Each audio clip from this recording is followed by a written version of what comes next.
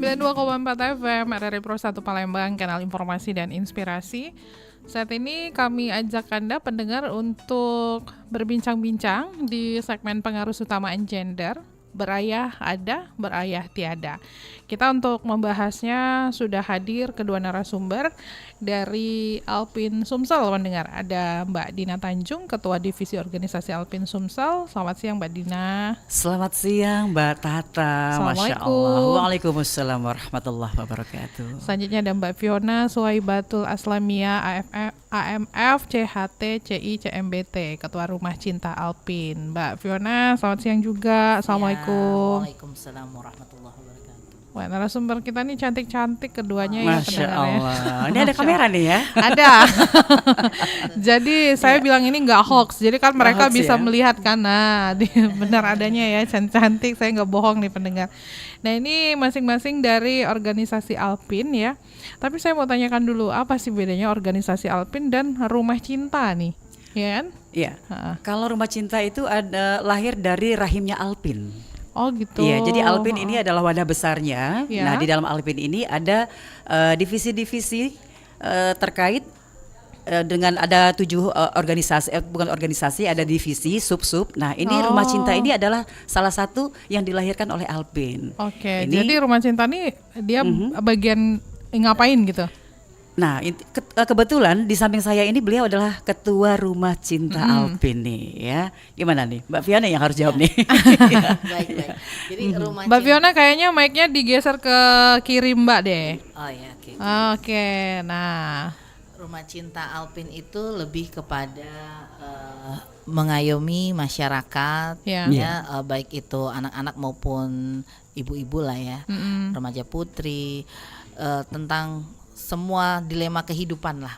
Oke. Jadi tentang cara mereka belajar, terus pernikahan maupun lain-lain. Jadi wadahnya kita jadi bisa pengaduan. Nah, Oke. kalau alamat apa itu Alpin nanti Mbak Dina yang jelasin. Nanti alamat kita kasih pas di belakang aja biar betul, penasaran ya. Biar tahu apa itu Alpin, Mbak Dina Iya. jelasin. Iya. Jadi sederhananya Alpin ini adalah aliansi perempuan peduli Indonesia yang memang giatnya ini lebih mengutamakan pada pemberdayaan perempuan dan bagaimana membuat perempuan ini berdaya di masyarakatnya, di tempat Oke. dia tinggal. Ya. Itu dulu. Kita tidak bicara yang besar-besar untuk negara. Ini untuk pribadi perempuan itu sendiri, lingkungan terdekat itu sendiri, Ya. dan lebih luas lagi mungkin di mana dia tinggal, di kabupaten apa, di kota apa. Karena Alpin ini alhamdulillah Mbak Tata sudah ada di 30 provinsi Oke. se-Indonesia ya. Berarti di Sumsel sendiri itu di kabupaten-kabupaten udah ada juga. Alhamdulillah dari 18 kabupaten kita sudah ada di 3 kabupaten, di Banyuasin, di Pagaralam, dan di Kota Palembang sendiri Mbak Tata. Oke. Nah, ini kita berharap dengan adanya Alpin, dengan adanya juga Rumah Cinta Alpin, ini kita berharap masyarakat bisa memanfaatkan wadah ini yang memang kita siapkan untuk menjadi ruang ya, untuk Ya. menjadi ruang kepada masyarakat khususnya ibu-ibu, para perempuan, para remaja putri untuk bisa sharing seputar permasalahan yang memang dihadapi oleh para perempuan ataupun para remaja-remaja putri, begitu. Oke. Tapi sebelum kita lebih lanjut ya, kalau melihat dari tema yang kita angkat ya, Ya. berayah ada, berayah tiada ya. Apa yang menelatar belakangi organisasi Alpin ini mengangkat tema tersebut, Mbak? Ya, karena ini berkaitan dengan satu divisi kami yaitu pemberdayaan perempuan dan ketahanan keluarga. Karena kalau dari keluarganya sendiri runtuh gitu ya, maka ketahanan keluarga secara nasional itu pun juga akan rapuh. Makanya kita fenomenanya seperti ini. Kenapa kita ambil judulnya agak lebay sedikit ya Mbak Fiona ya, berayah tiada, berayah ada. Aduh, ini pemirsa mungkin langsung berpikir ini maksudnya apa ini ya. Nah, jadi sederhananya begini pemirsa dan teman-teman, saat ini sepertinya fenomena gunung es, di mana anak-anak kita ini sebenarnya punya lengkap ayah dan ibu gitu ya. Oke lah, kalau ibu kita sudah tidak panjang kata lagi, ibu tuh standby gitu ya. Tetapi punya ayah, fisiknya ada, tapi secara batin dia tidak merasa ayahnya ada. Ada juga yang merasa ayahnya memang jauh, tapi secara komunikasi Kualitas. jalan terus Ya. gitu ya. Tapi tetap saja tidak sempurna. Kita menginginkan di mana keberadaan ayah itu memang ada secara fisik, ada juga secara batin. Nah, semakin majunya perkembangan teknologi belakangan ini sepertinya fenomena ini sangat miris gitu ya. Banyak anak-anak tumbuh tapi merasa dia tidak punya ayah. Banyak anak-anak tumbuh tapi dia merasa tidak ada di dalam keluarga itu. Jadi mereka tumbuh-tumbuh sendiri. Nah, kita menjadi ragu dan juga menjadi prihatin akan seperti apa mental dan juga cara pandang, cara berpikir, kelakuan anak-anak yang tumbuh di lingkungan seperti ini. Nah, ini Mbak Fiona sebagai psikolog sangat paham dengan hal ini, makanya kita angkat perbincangan ini, diskusi ini bukan untuk menggurui, tetapi kita untuk sharing ya. Nah, kita untuk sharing bersama masyarakat di sini, bersama pendengar. Kami juga mengajak para pendengar untuk mungkin ada Interaktif. kisah ya, kisah yang Anda alami, tetapi Anda dalam menjalani kisah tersebut Anda muncul sebagai pemenangnya. Iya. Kebanyakan anak-anak kita di luar sana tidak bisa muncul sebagai pemenang, bahkan mereka tumbuh muncul sebagai maaf sekali. Mungkin penyakit masyarakat, Ya, betul. sampah masyarakat, maaf seperti itu. Karena kurangnya perhatian itu Karena tadi itu. ya. Oke. Karena nggak bisa nyari jati diri jadinya. Ya, Iya. karena ada ayah tapi sosoknya tidak didapat seperti Tidak itu didapat. ya. Oke. Jadi dia tidak punya role model yang baik. Bagaimana dia tumbuh menjadi seorang laki-laki yang tangguh, pejantan yang tangguh gitu ya. Atau kalau seorang perempuan menjadi perempuan yang tangguh juga. Karena anak-anak itu mau tidak mau memang harus sempurna keberadaan ayah Iya. dan ibunya begitu. Iya. Lalu gimana nih Mbak Fiona dampak psikologis ya bagi anak yang memang tumbuh katakanlah di lingkungan yang berayah ada, berayah tiada ini? Ya itu tadi kehadirannya itu pastinya berbentuknya secara emosional ya. Emosionalnya secara kehadiran fisiknya nggak ada, berarti nanti dia kurang terlibat aktif. Dia nggak tahu nih, ya ini emosi ini kan kita harus menerima dulu ya, penerimaan emosi. Benar atau salah, nah itu nanti mereka bingung, benar apa enggak gitu. Iya. Nah, sementara kan hidup tetap berlalu ya kan, Iya. sosialisasi tetap harus jalan. Tapi dia nanti dia berinteraksi sama teman-temannya, nah dia bingung. Bahkan kadang-kadang saking sulitnya dia jadinya nanti akhirnya takutnya, khawatirnya dia malah benci sosok laki-laki. Nah, kalau sudah seperti itu lebih parah kan ya. Kalau psikologisnya seperti itu dia nganggep ayah nggak ada ininya, apalagi kalau perempuan takutnya. Kalau perempuan nanti dia bisa ada tuh, udah ada kejadian ya, sudah Iya. beberapa ya yang teman-teman yang dia maunya lajang selamanya, nggak mau nikah. Oh. Karena ada trauma ya, Trauma. melihat Oke. sang ayah tuh seperti itu dengan ibunya gitu ya. Atau laki-laki itu yang menjadikan laki-laki, maaf saya harus ngomong, LGBT. Oke. Nah, itu psikologiknya itu ke situ. Bahkan yang narkotika segala macam, narkoba dan lain-lain itu pelarian kan ya. Iya, Karena jati dirinya nggak ditemukan, akhirnya ya kalau teman ngajak ini hayo, haluan kanan hayo, haluan kiri ya, tergantung angin, ikut angin aja gitu. Jadi pada dasarnya anaknya nggak punya prinsip hidup. Karena nggak tahu, nggak diajarin. Ya kan Kak? Kadang-kadang kita masih di pernikahan kita ini, Indonesia ini masih sangat terpengaruh sama zaman-zaman Belanda dulu ya, karena kita Iya. jajahan Belanda, jadi masih terlalu ini mikirnya semua itu ibu. Iya, iya. Ya kan, urusan PR, urusan rumah itu ibu, ayah cuma cukup mencari nafkah saja, selesai. Padahal tidak, sama sekali tidak. Kalau Nabi ngajarin kita malah nggak seperti itu kan. Iya. Pembicaraan ayah kepada anak itu kalau kita ngomong di Quran jauh lebih banyak daripada ayah sama ibu Iya. ngobrolnya itu. Jadi sebenarnya diajarin di Islam itu harusnya laki-laki ayah itu lebih banyak ngobrol sama anak, baik Iya. laki-laki maupun perempuan. Ada step-step umurnya kan. Nah, kalau nggak deket, apalagi perempuan, nanti dia mudah dirayu, mudah digoda. Iya, iya. Ya, karena figurnya nggak ketemu, dia nanti kalau misalnya ini di PDKT-in orang udah klepek-klepek aja Ya, gitu baru kan. di kode halo dek, udah Halo, gimana Dek, ya? kamu cantik sekali. Bukan halo dok gitu ya. Saya apa gitu kan, pengen Iya. deket kamu, sayang, dengar kalimat sayang, udah Iya. klepek-klepek. Itu kalau sudah halo dek itu halo Pak Pol gitu. Iya kalau sudah seperti ini. Iya. Oke. Nah, pandangan masyarakat sendiri gitu ya Mbak ya terhadap keluarga-keluarga yang tanpa ayah ya. Apakah memang ada stigma-stigma yang perlu diatasi begitu Mbak? Iya, yang tanpa ayah kita kan bisa ini dulu ya. Lihat dulu nih tanpa ketidakhadirannya ayahnya seperti apa nih. Apakah ayahnya meninggal dunia Iya. sejak Iya. dia lahir, mungkin Iya. waktu ibunya masih mengandung, atau perceraian, divorce gitu Iya. ya, atau memang nggak pernah ada karena memang dia berlayar jauh, atau dia memang anak yang diadopsi dari kecil yang tanpa dia tahu siapa sebenarnya orang tua kandungnya gitu kan.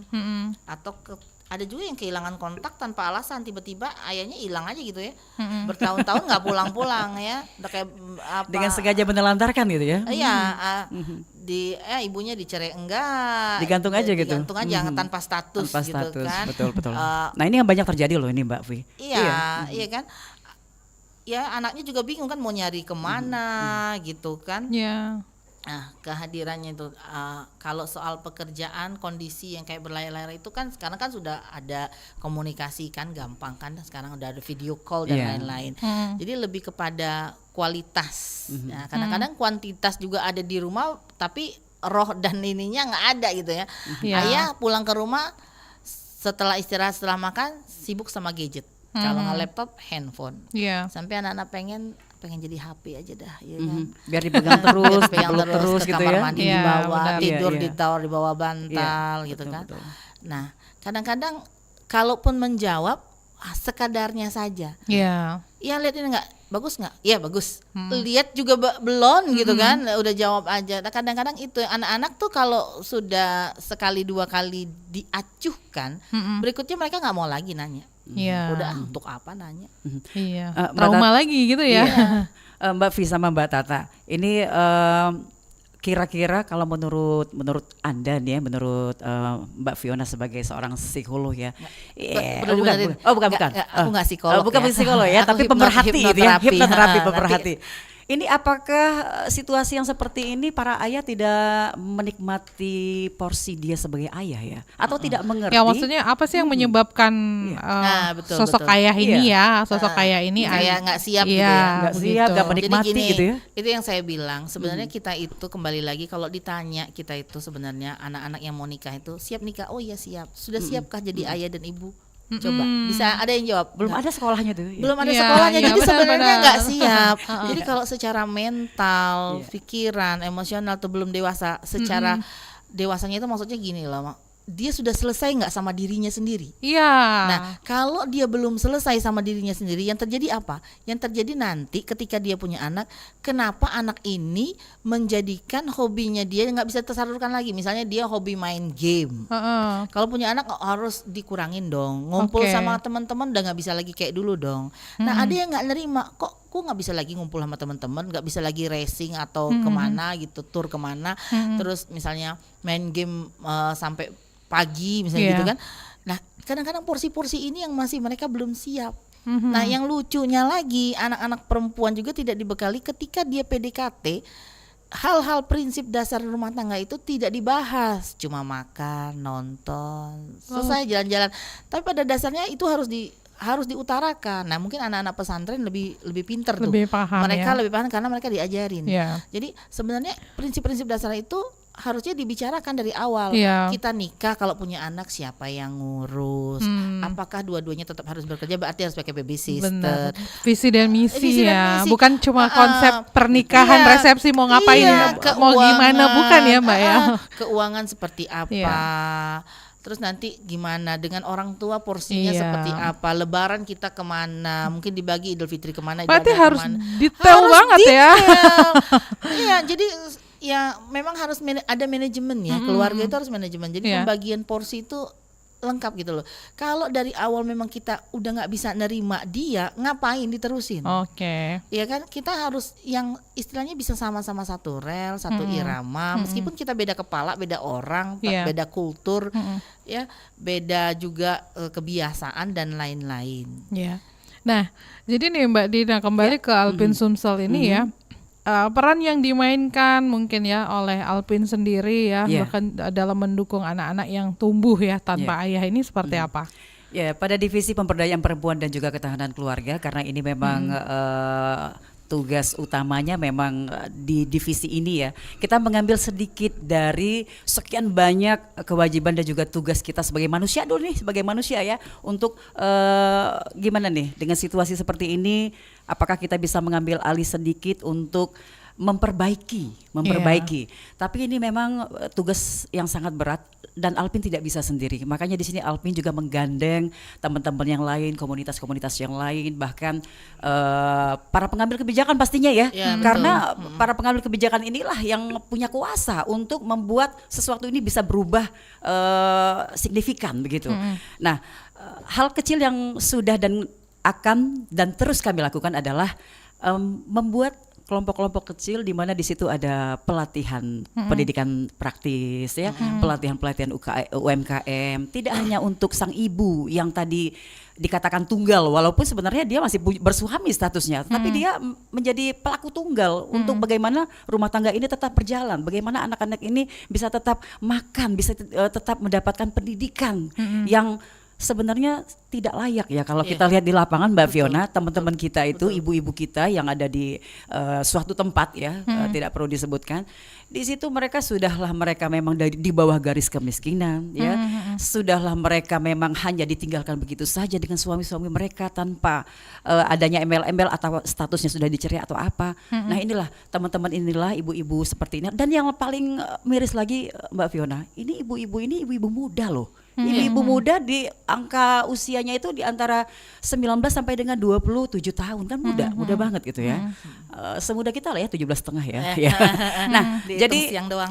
kita melakukan pendidikan praktis yang sederhana ya untuk mengisi kekosongan mereka, pendekatan-pendekatan secara religi dengan membuka konseling apapun lah di situ yang bisa membuat si ibu atau si anak ini tidak los saja, tidak. Jadi ada kita di garis garda terdepan mereka yang menjadi sahabat mereka, yang menjadi konselor mereka. Ini semampunya Alpin loh ya, semampunya Alpin. Nah, kita berharap memang lebih banyak kita menggrab ibu-ibu kita yang muda-muda ini, adik-adik kita dengan anak-anaknya yang tumbuh tanpa ayah, tanpa ayah yang memang ayahnya sudah wafat, dengan ayah yang ada tapi meninggalkan. Nah, ini kita sudah melakukan itu Mbak Tata, meskipun mungkin masih lingkup kecil ya. Nah, dengan perbincangan seperti inilah kami mengajak bahwa masyarakat semuanya, masyarakat pendengar di sini, Alpin itu ada, dan insya Allah kita maunya bergandengan tangan dengan siapapun ya, dengan organisasi apapun, selagi itu masih satu giroh, satu tujuan, satu frekuensi lah ya. Kami membuka diri untuk ayo dong sama-sama, karena ini nggak bisa. Kalau kita bicarakan soal duit, banyak duitnya nih, ya banyak. Maksudnya uang kita membutuhkan finansial yang gimana begitu ya untuk mendukung program ini. Tapi kan tidak melulu soal duit nih. Tapi yang kita kedepankan adalah pendekatan religi, pendekatan pendidikan praktis yang bisa kita lakukan dengan menggandeng orang-orang yang memang kredibel untuk memberikan pelatihan-pelatihan itu. Iya, ya mungkin nambahin, kita kan mau menuju Indonesia emas katanya. Bagaimana kita mau menuju Indonesia emas kalau anak-anaknya seperti itu? Iya, jadi Indonesia lemas dong ya. Iya, jadi istilahnya tuh kita ini kan ada yang namanya tangki cinta ya. Orang itu ada yang namanya tangki cinta itu dengan sentuhan, ada yang dengan perkataan, pujian, ada yang dengan servis ya, pelayanan, ada yang dengan hadiah dan lain-lain. Sementara mereka nggak dapat semuanya, ya kan? Bagaimana tangki itu mau penuh? Nah, kalau seorang itu tangki cintanya itu nggak penuh, susah untuk berkembang mereka secara kognitif, pikiran, secara kreativitas, passion yang nggak keluar. Nah, mungkin beberapa anak-anak ada yang tangguh, Iya. ada yang mereka melek ya digital dan segala macam, mereka bisa lihat oh iya ada ini ada itu, mereka bisa belajar. Tapi itu sekian persen, paling cuma 1 Iya, sampai 2% betul, yang bisa betul seperti sekali. itu. Yang lainnya mereka tetap perlu touch ya, perlu pendampingan supaya mereka tahu arahnya, bertahan hidup tuh seperti apa, bermasyarakat seperti apa. Makanya kesini lebih banyak anak-anak introvert jadinya, Iya. nggak bersosialisasi. Nanti ketika ya kalau dilihat kayak kutu buku banget gitu ya, begitu di dunia kerja itu bingung mereka, mau ngomong gemeteran, keringet dingin, Iya. ya kan? Baru mau ngomong itu, Mm-mm. ya. Apalagi yang lain, ngerjain yang lain. Nah mungkin kita bisa salurkan kan, harusnya kemana baiknya. Kadang-kadang orang tua juga karena dia udah dari kecil, maksain, ibunya maksain kan. Mm-mm. Tapi sebenarnya anaknya nggak bisa dipaksa seperti itu. Harusnya ibunya paham dan ngerti. Nah kita ngasih pemahaman di situ bahwa oh anak-anak introvert ini baiknya misalnya jadi penulis gitu Oh, kan. jadi tersalurkan dengan dengan Sesuai dengan minat bakatnya dia dan sesuai dengan kecerdasan kognitif Karakternya dia, ya. gitu. Intinya pendampingan yang dilakukan Alpin dan Rumah Cinta Alpin itu menginginkan anak ini paling tidak dia harus memiliki rasa kepercayaan diri yang tinggi untuk melalui hidup yang keras ini. Nah, setelah ada kepercayaan diri yang tinggi itu, maka akan lahirlah sebuah tanggung jawab. Karena ada satu cerita, bukan cerita, ini memang fakta ya, di Lampung itu, mungkin di Palembang juga ada seorang anak bernama Ari, usia 14 tahun. Secara fisik sebenarnya dia utuh ya, normal, tetapi oleh karena kecelakaan dia harus diamputasi kakinya dan dia ditinggalkan oleh ayah kandungnya dan dia hidup hanya berdua dengan ibunya. Tetapi dengan situasi seperti ini seorang Ari itu malah membalikkan situasi ini menjadi sebuah cambukan yang hebat. Challenge, Ya, cambukannya hebat bahwa dia harus tetap hidup bersama ibunya walaupun tidak ada ayah di sisinya. Dan walaupun dia punya keterbatasan karena dia kecelakaan tadi diamputasi, dia tetap berjuang untuk melanjutkan hidup ini di usia 14 tahun ya, hanya dengan berdagang es krim. Nah, ini kan satu kisah fakta yang harusnya menginspirasi anak-anak kita yang lain ya, yang tidak seberuntung, yang lebih mungkin tidak seberuntung si Ari ini tadi. Nah, tapi kan itu seperti Fiona katakan tadi, hanya berapa persen yang bisa membalikkan fakta bahwa ini adalah sebuah kesuraman menjadi sebuah kesuksesan nantinya. Ya, Nah, ini memang bukan hanya peran Alpin saja, peran semua masyarakat yang memang di sana ada anak-anak kita seperti ini. Mari kita buka mata, buka telinga dan melakukan action yang real begitu. Tidak hanya omdo aja gitu ya. Iya. Insya Allah kita jadi tidak omdo. kadang-kadang kita ini loh, jauh-jauh kadang-kadang orang-orang pergi ke Palestina, Iya. ya kan? Ya istilahnya tuh semut di ujung berung kita kelihatan, gajah di pelupuk mata nggak kelihatan. Sementara di masyarakat kita sendiri itu berayat tiada itu banyak banget, betul. nggak bisa dihitung. Itu ya kadang-kadang mereka coba ditanya sekali-sekali, coba dibikin kuis, tanya sama anak-anak, ada tuh Jakarta pernah nanya itu. Coba ditanya, bagaimana sosok ayah menurut kamu? Itu banyak yang nangis. Ke anak-anak sekolah tuh banyak yang nangis ditanya begitu. Belum bisa ngomong mereka. Mereka bingung, ayah, apa itu ayah? Seperti apa itu ayah?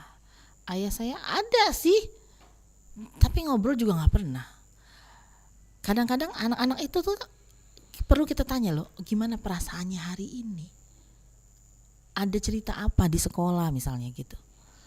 Nah, untuk anak-anak yang tadi ibunya sibuk nyari uang misalnya gitu, ayahnya entah kemana gitu kan. Jadi untuk komunikasi sama orang tua aja susah kan. Iya. Makanya jangan salahkan orang-orang ini juga ya, anak-anak yang istilahnya tuh yang sekarang ini yang dibilang anak-anak kampus. Ya itu karena mereka tadi mencari sosok itu nggak ada yang deketin. Iya. Ya kan?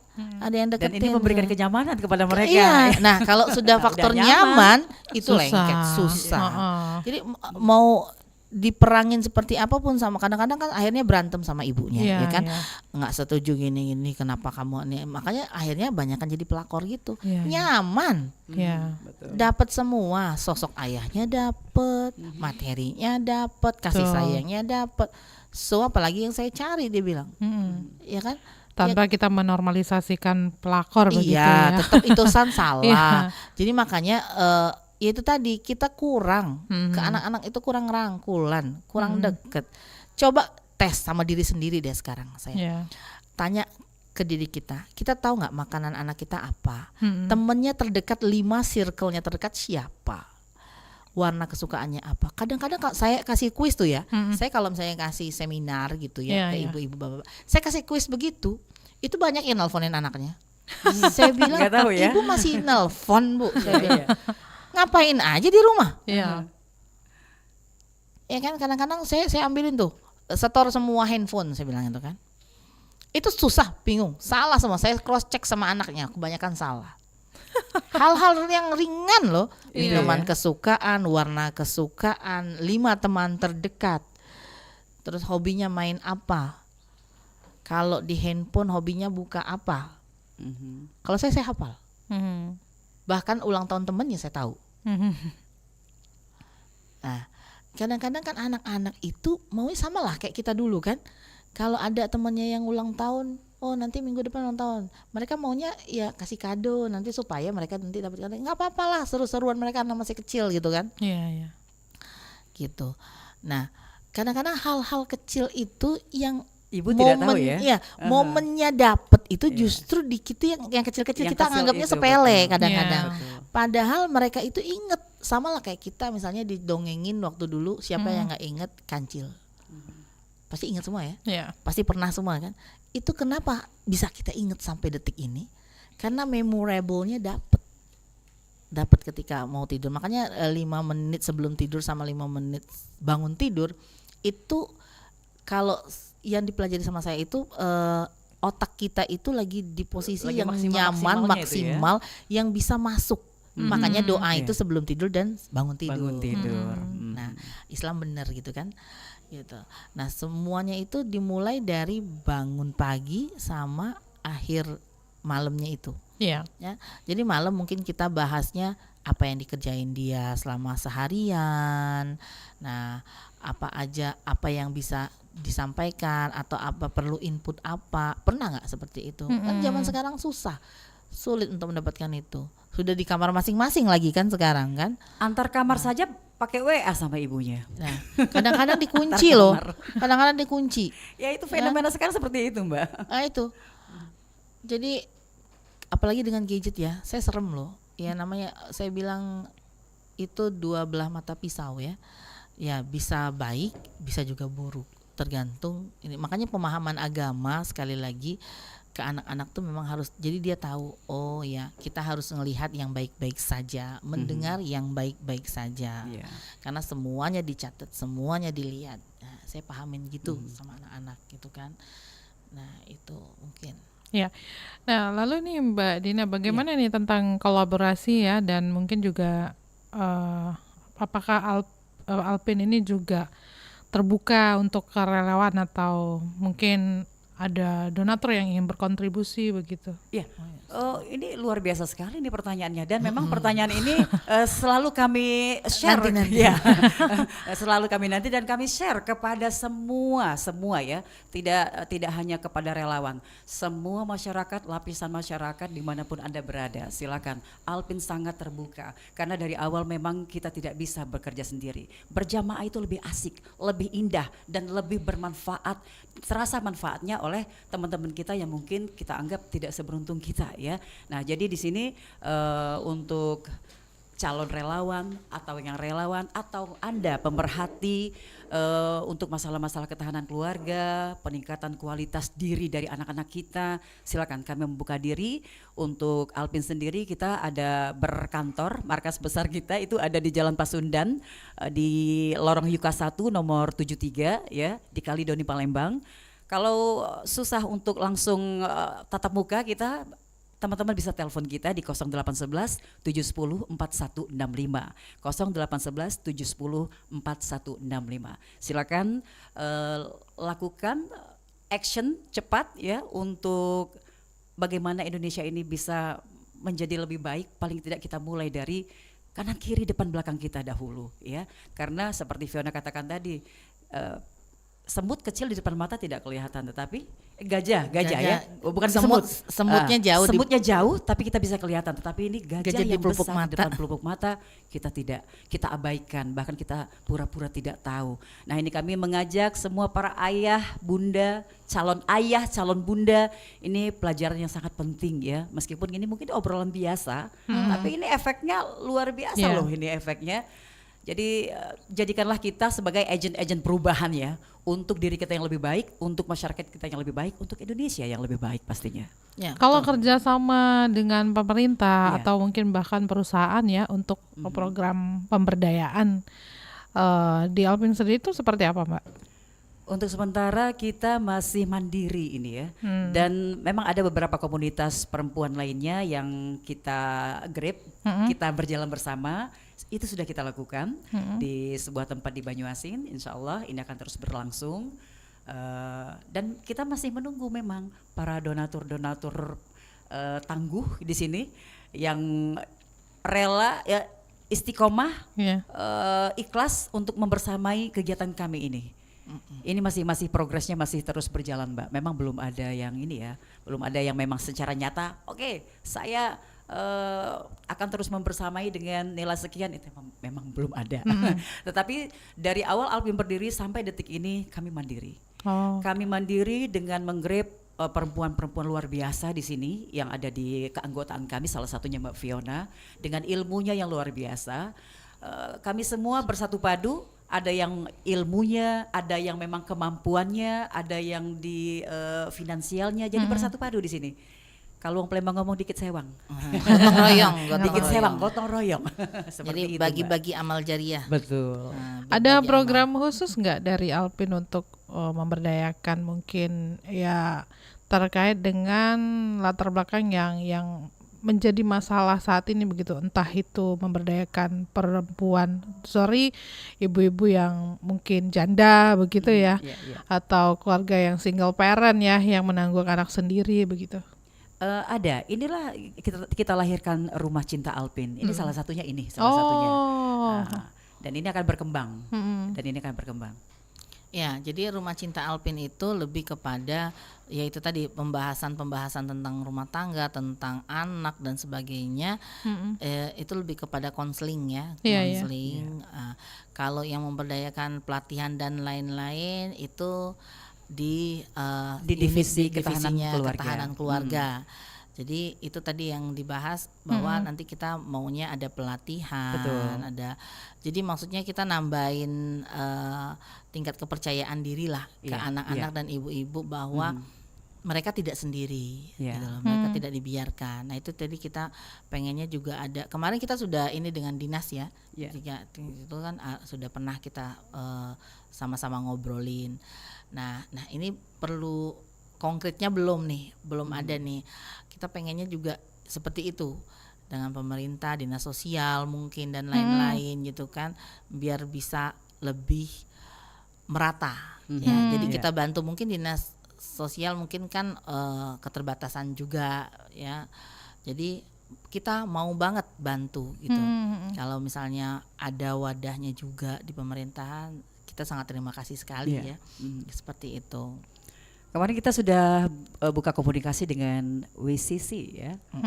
Dengan WCC kita buka komunikasi, dan juga ada ini sudah jadi program sih sebenarnya, mungkin di bulan Juli atau Agustus itu ada pelatihan pendidikan praktis seputar digital marketing. Nah ini pangsa pasarnya memang milenial muda, dan kita mengutamakan itu tadi anak-anak yang memang merasa berayah ada dan berayah tiada itu. Kita menggrip anak-anak yang memang dari kualifikasinya seperti itu. Nah kalau maksudnya terjun langsung begitu ya kepada teman-teman yang mungkin butuh pendampingan ya. Nah sejauh ini tuh cara kerjanya gimana sih Mbak? Kita melakukan pertemuan-pertemuan rutin ya. Heeh. Ada yang sebulan sekali, ada yang 2 bulan sekali, mengunjungi tempat yang memang terkait masalah yang ini ya, tentang ketahanan keluarga. Ada sekelompok ibu-ibu yang kita temui langsung di sana, kita ajak ngobrol apa yang menjadi masalah mereka dan kita bantu. Dari diskusi itu kita berharap memang ada poin-poin yang bisa kita lakukan untuk membuat si ibu ini, teman-teman kita ini, pertama lebih percaya diri, kedua lebih berdaya gitu ya, Iya. lebih berdaya, dan ketiga itu tadi efek akhirnya itu membuat mereka itu menjadi memang wanita yang mandiri begitu, wanita yang mandiri yang bisa mendidik si anak tadi meskipun pada kondisi yang berayah tiada dengan ayah ada, ini kan hidup terus berlanjut. Jadi mau tidak mau memang seorang ibu memang harus lebih dari yang kita harapkan ya, lebih survive. Nah, tapi tetap saja menjadi PR besar kita. Bagaimana caranya figur seorang ayah, Anda para calon ayah atau Anda yang sudah bertitel ayah, ini lebih lebih care, lebih menikmati hidup Anda dengan titel ayahnya itu loh. Nah, itu membangun apa istilahnya Fiona? Ya, itu Kesadaran tadi, diri kesadaran diri betul, bahwa Anda itu kesadaran sekarang diri. sudah menjadi ayah loh. Ya. Nah, itu. Nah, bagaimana Anda bisa tampil memberikan performa terbaik kepada anak Anda? Nah, ini yang ingin kita gugah. Rasa yang ini yang harus kita gugah kepada teman-teman yang statusnya ayah atau yang bakal calon ayah nih. Ya, mungkin saya tambahin ya ini kita minta kepada bapak-bapak khususnya ya, yang sudah senior, yang anaknya akan menikah. Nah, ini kita minta tolong dikasih wejangannya agak lebih dalam kali ya anak-anaknya ya. Karena kadang-kadang ya itu tadi bingung, mereka terkaget-kaget loh. Aku udah punya anak ya, anaknya mau diapain ya? Ya kadang-kadang gitu kan. Tahu anak udah besar aja gitu ya. Gitulah kan, bingung kan. Nah, di kadang-kadang mereka yaitu dewasa itu nggak bisa kita ukur pakai angka, iya kan. Nah, karena kan memang kan kalau anak laki-laki itu kan otak kiri dan kanannya kan nggak balance ya. Yeah. Jadi tumbuhnya itu nanti ketika di atas umur 18 tahun baru imbang, baru ada kedewasaan di situ. Nah, makanya di umur-umur seperti itu mereka baru bisa tuh, oh ya aku mau ini, jati dirinya seperti ini itu. Nah, makanya perlu pendampingan orang tua bahwa mereka mau jadi seperti apa. Dan jangan sampai itu tadi ketika mereka sudah menikah punya anak kaget, bingung mau seperti apa gitu loh, nggak siap secara mental, ya. Apalagi kalau yang spiritualnya kurang, gitu ya. Nah, muaranya memang spiritual ya, Fiona ya. Iya, betul. Oke. Nah, tapi nih saya mau tanyakan juga nih Mbak Fiona ya, soal spiritual tadi. Bagaimana cara menguatkan spiritual anak-anak ini ya agar memang mereka tuh tetap optimis dan tidak merasa katakanlah banget dihukum oleh takdir lah ya, bisa dibilang begitu. Betul. Nah, itulah tadi kan kita memang kalau lahir kita nggak bisa milih ya. Orang tuanya siapa kita nggak bisa milih, ya kan. Nah, dan kita harus yakin bahwa yang diberikan Allah Tuhan itu yang terbaik, ya kan. Mau seperti apapun kita kalau udah kita lahir berarti kan kita sudah mengiyakan. Kita kan dikasih tahu tuh, kamu bakal lahir di orang tua A, hidup kamu bakal seperti ini dan akhir hidup kamu kan seperti ini. Kalau kita lahir dengan selamat berarti kita sudah menyetujui apa yang menjadi kabulnya takdir kita, gitu. Nah, itu pemahaman secara agama, makanya dari kecil memang sudah harus kita terapkan. Mungkin kalau kita nggak bisa terima, mungkin mereka harus pakai ustadz atau apa supaya mereka tahu sebenarnya kita istilahnya tuh kita mau turun ke dunia tuh sudah disiapin peta kok sama Allah, ada Al-Quran, tuntunan hidup kita ya sampai akhir kiamat nanti, akhir dunia nanti ada semua. Tapi kalau kita tidak kupas, tidak baca, tidak belajar, ya nggak tahu juga gitu loh. Pemahaman istilahnya satu ayat aja itu bisa berbuku-buku, satu bahasan itu aja. Nah, jadi ya itu tadi kembali bahwa benar kita harus memang mendekat kepada ilahi dengan cara kita tidak hanya mengerjakan sholat aja, tapi ya itu tadi belajar itu ya seperti kata Habibie ya, yang sudah istilahnya itu luar biasa hebatnya, namun pas dia tua dia nyesel kenapa dia lebih milih dunia waktu itu. Andaikan dia tahu bahwa akhirat itu lebih menguntungkan, dia bilang dia akan pilih agama, dia akan lebih banyak belajar agama. Karena apa? Mau sehebat apa anaknya, mau gimana pun mereka suksesnya. Jadi ada cerita tuh di Malaysia, anaknya 5 berhasil semua, satu jadi direktur, satu jadi dokter, tapi orang tuanya sendiri. Orang tuanya sendiri, ditelepon sibuk, ya kan? Sampai ibunya meninggal nggak ada yang pulang, nangis tuh orang tua. Nyesel saya, dia bilang saya suruh mereka sukses mereka sukses di dunia, tapi akhiratnya kurang jadinya. Tidak sukses berbakti kepada orang tuanya itu ya. Jadi itu tadi mereka ngerasa ya udah hidup kan diajarinya seperti itu. Nah, ketika orang tuanya butuh, orang tuanya ini ya kita harus balance lah hidup, kan? Hidup harus balance, gimana kita punya kehidupan pribadi, tapi kita harus ini juga dengan orang tua seperti apa gitu kan. Itu tadi kembali ke spiritual tadi, pemahaman agama ya, agama kita masing-masing ya. Kita kan punya kitab suci masing-masing kan ya. Nah, saya rasa nggak jauh beda, semua tetap pasti menginginkan yang terbaik gitu kan. Pemahaman secara normal, kehidupan dan lain-lain. Nah, itu memang dari kecil harus tetap kita ajarkan secara prinsip-prinsip dasar kehidupan, normal-normal tertulis maupun yang tidak tertulis, seperti itu. Mungkin ya beruntung anak-anak yang bisa masuk pesantren ya, karena di pesantren lengkap sekali ya diajarinnya, sampai diajarin gimana pernikahan, bagaimana melayani suami, bagaimana mandi junub, semuanya diajarin kan. Nah, untuk anak-anak yang mungkin tidak seberuntung anak-anak yang bisa dipesantrenkan orang tuanya, inilah Alpin kembali hadir ini untuk menjadi sebuah kekuatan yang maksudnya ini memperkuat persaudaraan dan juga berkontribusi pada pembangunan Indonesia dan selalu mengedepankan nilai-nilai agama. Nah, ini tadi nilai-nilai agama dan budaya itulah yang kita kedepankan. Karena dengan pendekatan yang seperti ini, insya Allah ini lebih masuk ya, dan juga lebih hebat nanti efeknya untuk keberadaan kita sebagai perempuan di mana tempat kita tinggal. Itu dulu. Baik. Gimana? Nah, sebelum kita akhiri, tapi di segmen PUG ini apa yang mau disampaikan kembali kepada masyarakat ya terkait dengan apa yang sudah kita bincangkan ini, Mbak Fiona dan juga Mbak Dina. Oke, saya ke Mbak Fiona dulu, silakan Mbak. Ya, terima kasih. Jadi memang ya saya kembali lagi ya, perkembangan sosial, emosional, kognitif, akademis ya, identitas diri dan harga diri anak-anak itu ya, interpersonalnya itu kan harus dikuatkan dari pertahanan keluarga dulu. Tadi bagaimana dia mau siap ke Indonesia emas, globalisasi ini, yang mana kita sekarang sudah komunikasi sudah luar biasa, era global ini perdagangan juga bebas. Nah, bagaimana mereka mau hidup dengan tekanan yang sedemikian rupa kalau prinsip hidup mereka itu istilahnya tuh masih belum kuat ya. Jadi pertahanan keluarga itu bagaimana kekompakan antara ibu dan ayah kita sangat butuhkan satu irama gitu loh, saling mengisi.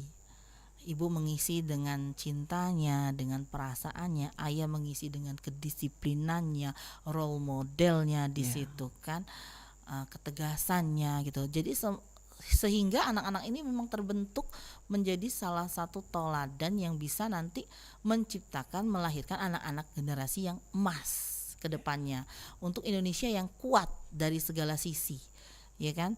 Bagaimana dia mau jadi tentara kalau dia nggak kuat, bagaimana dia mau misalnya petani pun istilahnya tuh harus kuat. Dan itu tadi yang saya minta juga, kalau bisa nih ya Indonesia ini masyarakatnya terutama ibu-ibunya nggak lagi yang kayak zaman dulu kan udah lando, untuk apa kamu kuliah, untuk apa kamu sekolah, nanti juga ujung-ujungnya ke dapur, ke sumur. Nah tidak lagi seperti itu, karena ya itu tadi madrasahnya yang pertama itu kan anak itu ibunya. Bagaimana ibunya mau jadi madrasah yang baik kalau tidak berpendidikan? Nah, kembali lagi kita merangkul anak-anak ini, ibu-ibunya ini, agar supaya melek bahwa pendidikan itu penting. Pendidikan itu sangat penting. Jadi ada pernah saya mendengar gitu ya. Jadi ibunya ini nyesel pernah nguliahin anaknya. Karena anaknya setelah kuliah S1, S2 nggak jadi apa-apa, jadi ibu rumah tangga biasa. Ibunya ngomong gini, ngapain ku kuliahin kamu? Salah, saya bilang. Dengan mereka kuliah, dengan mereka meskipun mereka nggak kerja, tapi mereka bisa insya Allah mendidik anak-anaknya lebih baik dengan cara yang baik, dengan pengetahuan yang lebih jauh lebih luar biasa daripada yang tidak ini. Karena kalau nggak gitu ngerjain PR aja mungkin nggak bisa bantu kan, kalau dia tidak berpendidikan. Jadi memang pendidikan orang tuanya. Nah mungkin nanti kalau bisa nih kita kasih saran nih ya, adanya mungkin kalau mau nikah kan dulu kan ada cuma penyuluhan doang ya. Kita sebelum nikah tuh pernah ditanya-tanya doang ya sama ini ya. Nah jadi kalau bisa tuh ada pelatihannya dulu lah ya. Indonesia kayaknya perlu tuh ya pelatihan, maksudnya kita ada apa sih poin-poin yang harusnya sebelum nikah ini pelatihan gitu kan, singkat menjadi materi calon orang tua. pranikah. Materi, materinya itu Pranikah apa aja ya. pranikah itu kan selama ini kan cuma kita dikasih kertas doang tuh, disuruh baca sendiri ya kan, kewajiban dan lain-lainnya tuh ya disuruh belajar sendiri. Iya. Ya kan? Jadi Belum learning ada by doing gitu ya. Learning by doing gitu kan. Akhirnya ada yang sanggup bertahan selama pelajaran Iya. itu, sama yang Ada enggak. ada tidak. yang nyerah, udah bendera putih aja. Seleksi kan. alam itu Ya, namanya ya. benar-benar. Ada Oke. yang begitu nikah terkaget-kaget. Ya. Kok dia gitu? Waktu pendekatan kemarin nggak kayak gitu. Oke, kalau Mbak Dina nih apa nih Ya, untuk penutup? kalau closing statement saya kepada semua ayah bunda ataupun Anda yang baru akan menyandang titel ayah bunda, keberadaan kita secara fisik itu sangat dipentingkan dalam sebuah keluarga. Di mata anak-anak itu sangat penting ya. Jadi jangan kita terpenjara oleh gadget, terpenjara oleh kita bisa video call dan sebagainya. Keberadaan secara fisik kita upayakanlah untuk tetap bisa berada memberikan performa terbaik di mata anak-anak kita, di mata keluarga kita ya. Dan satu hal lagi, masing-masing ayah dan juga bunda, calon ayah dan juga calon bunda, tekanlah ego Anda masing-masing, karena biasanya yang menjadi muara permasalahan dalam sebuah keluarga adalah ego yang tinggi di masing-masing kita. Nah, maka dari itu marilah kita saling belajar, saling memahami. Dan kami pun di studio ini juga bukan mengajari, tetapi ini hanya sekedar sharing. Semoga sharing ini bermanfaat dan mencerahkan pemikiran kita, dan kita mendapat pencerahan yang lebih baik lagi. Seperti apa nih keluarga yang akan kita bawa ini? Seperti apa nih anak-anak yang akan kita lahirkan, yang akan kita didik, yang akan kita besarkan, dan akan kita persiapkan untuk membuat Indonesia ini betul menjadi Indonesia yang emas, bukan Indonesia yang cemas dan lemas. Baik, sudah dijabarkan ya pendengar ya tentang apa yang sudah kita bincangkan di pagi hari ini. Pastinya nih kita harapkan semuanya bisa berkontribusi ya, bukan cuma Alpin aja ya, Insya tapi Allah. juga semua ya. Betul. Semua tuh harus gotong royong begitu ya. Terima kasih banyak Mbak Dina Tanjung dan juga Mbak Fiona Sama-sama, Mbak Suwaibatul Tata. Aslamiyah ya, Sama-sama. sudah sharing di RRI Pro 1 Palembang. Semoga kedepannya Alpin semakin sukses lagi, semakin banyak Terima yang kasih. bergabung ya. Terima kasih, Allahu Akbar. Selamat melanjutkan aktivitas kembali. Assalamualaikum warahmatullahi wabarakatuh. Waalaikumsalam warahmatullahi wabarakatuh. Pendengar, demikian Pengurus Utama Gender Berayah Ada Berayah Tiada bersama Ketua Divisi Organisasi Alpin Sumsel Dina Tanjung dan Ketua Rumah Cinta Alpin Fiona Suwaibatul Aslamiyah AMF CHT CI CMBT.